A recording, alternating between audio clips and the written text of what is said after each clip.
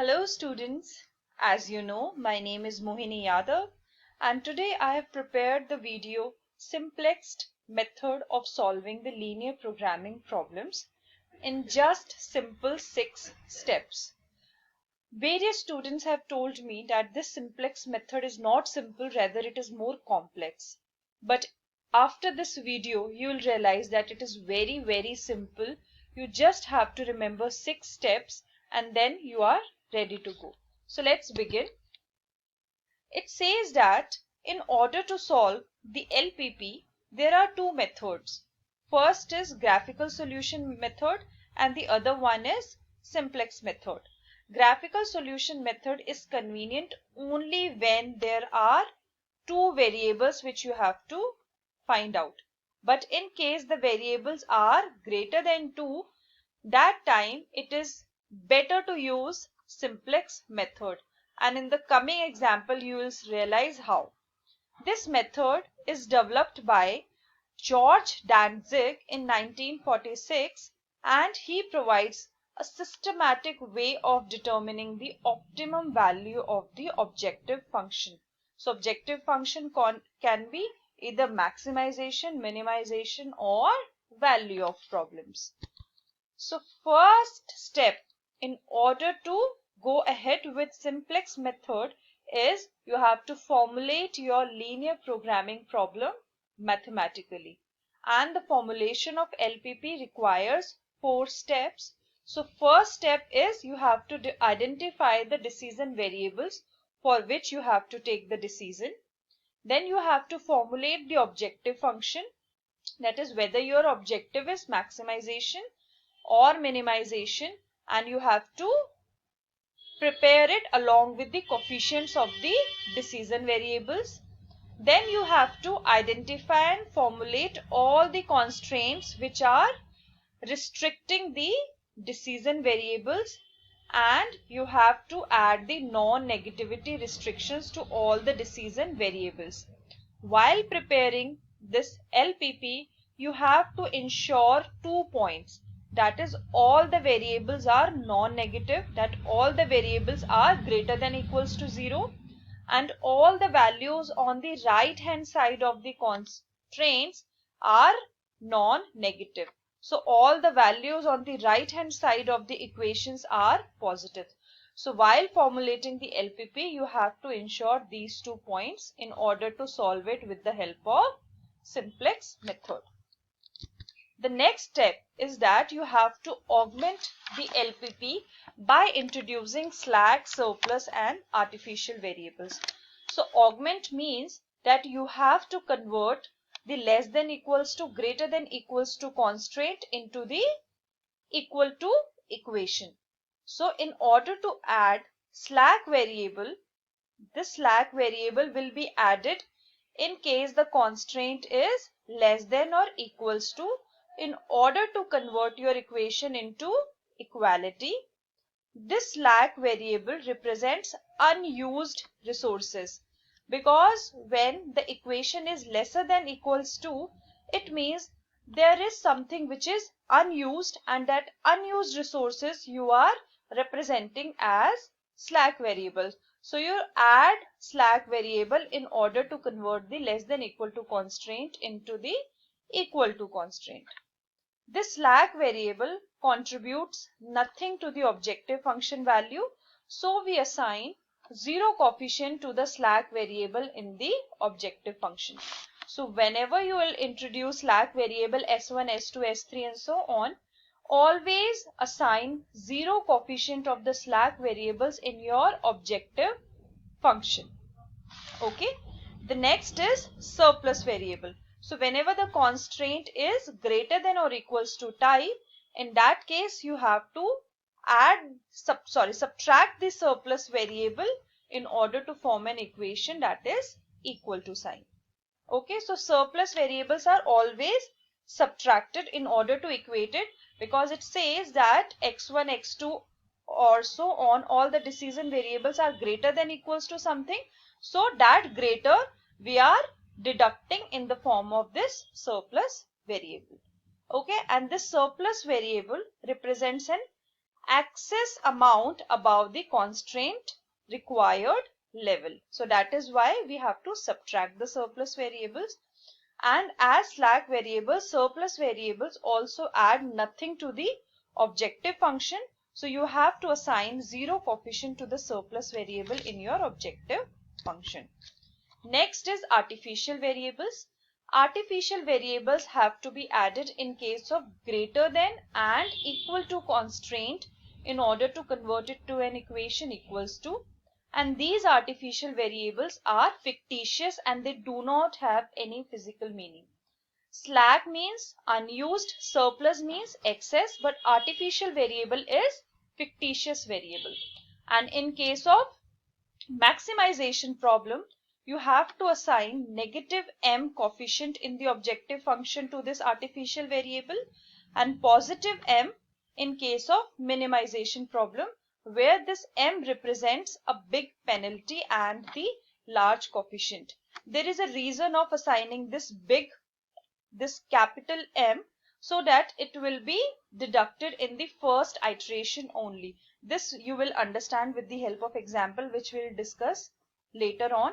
So just remember that artificial variable will be added in greater than, equals to and equals to constraint, and the coefficients assigned to this artificial variable in the objective function is -1 for maximization, minus m and then plus m in case of minimization problem. The third step is that you have to obtain an initial feasible solution.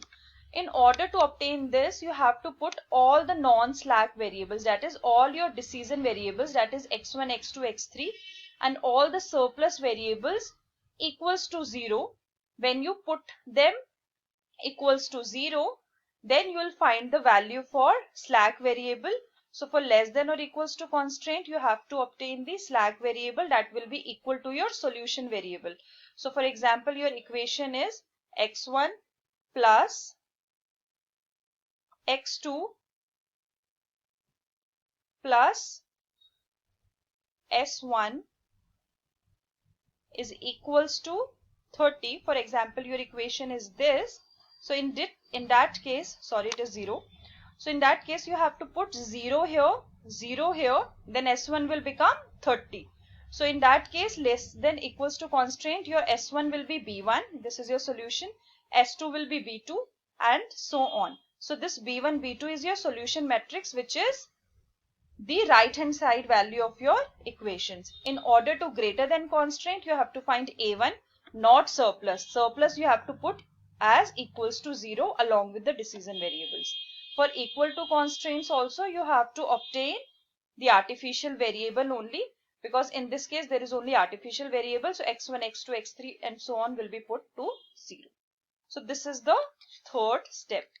Then fourth step is you have to construct an initial simplex tableau, and this is the format that you have to learn. This is very easy.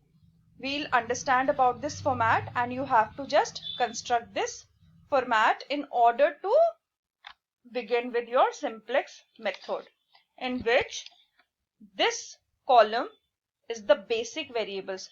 Remember, we have put all the non-slack variables equals to 0 in order to find these variables, that is slack variables, which were equal to B1, B2 and B3.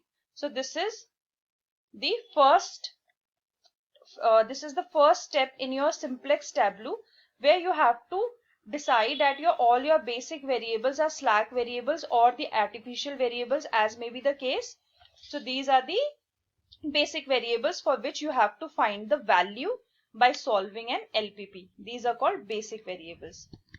This is your coefficient matrix. So whatever your equation be, all the coefficients of your decision variables, that is x1, x2, x3, all will come here. So these are the coefficients of your x1, this a12 of x2, a13. So this is the coefficient matrix. Then this is your basic matrix. Basic matrix is always the identity matrix, because in one equation, first equation, there will be slack variable and no slack 2 and slack 3 variable. In the second equation, there may be slack 2 variable and not slack 1 and slack 3 variable. And in the third, there may be slack 3 variable but not 1 or 2. So this is always in the form of identity matrix. This is coefficients of the basic variables in the objective function. So this C1, C2, C3, these are the coefficients of these variables x1, x2, x3, s1, s2, s3 in the objective function. So what is there in the there in the objective function, you just have to write the coefficients here and here also. So you remember that in the objective function, slack variables always has 0 coefficient in the objective function. That is why they are 0 here. Also whatever there for x1, x2, x3, you can write it there. So these are the coefficients of the basic variables in the objective function. Then this is the right hand side value of the constraint, that is solution matrix, that is B1, B2 and B3. Then this Zj is the value for each variable is calculated as the sum of the products of the values under that variable with the corresponding Cj value. So for this value, it will be 0 into B1 plus 0 into B2 plus 0 into B3. For this, it will be A11 into 0 plus A21 into 0, A31 into 0. Then for this, it will be A12 into 0, A22 into 0, A3 into 0. So for first simplex table, this Zj value will always be equals to 0 because it is multiplied with 0. So this is 0 for the first one. For the rest, for the next iteration, the value will be calculated. Then this Cj minus Zj is the net evaluation row, which represents the marginal improvement to the objective function if 1 unit of xi variable is brought into the basis at the current iteration. So this shows the marginal improvement to the objective function. And if you look at the formula, it is simple, that is Cj. So what is there? Minus this. So this is Cj minus Zj for this one. Then Cj, that is C2, minus Zj, that is 0. Then this is C2 and this is C3. Okay, so this is how you have to interpret the simplex tableau. Let's understand this with the help of an example. Suppose you have to maximize this, and these are the subjective constraints. So since they are less than or equals to, so first we have to introduce the slack variables, and we have to convert this less than or equals to equation into equality types. So we'll just convert them by introducing S1, S2 and S3, and we'll say X1, X2, S1, S2, S3 all are greater than and equals to 0. For the first table are the coefficients of the variables in the objective function. For x1 it is 40, for x2 it is 50 and 0, 0 for slack variables. Similarly here the coefficients for basic variables, that is s1, s2 are 0 and 0. The solution is the right hand side value of your constant. So this is 300, this is 480. This is your coefficient matrix. So for the first equation, the coefficient of x1 is 1, the coefficient of x2 is 2, the coefficient of s1 is 1, and there is no s2, that is why the coefficient of s2 is 0. Similarly, for the next equation, the coefficient of x1 is 3, the coefficient of x2 is 2, and there is no s1, so 0, and this s2 is 1. Now Zj is, for the initial table it is always 0, so 0, 0, 0, because we are multiplying it with 0, so it is 0. Cj minus Zj is 40 minus 0, 40, 50 minus 0, 50, 0 minus 0 and 0. So this is how you have to prepare the initial simplex tableau. It is very easy. In the coming video, I'll show the remaining steps and how we can solve all our questions with just minutes. It's very simple. It's just that you have to keep the steps in mind and then you are good to go. Please subscribe to my channel, like this video and share with your friends. It is a request from your ma'am, and thank you for watching this video.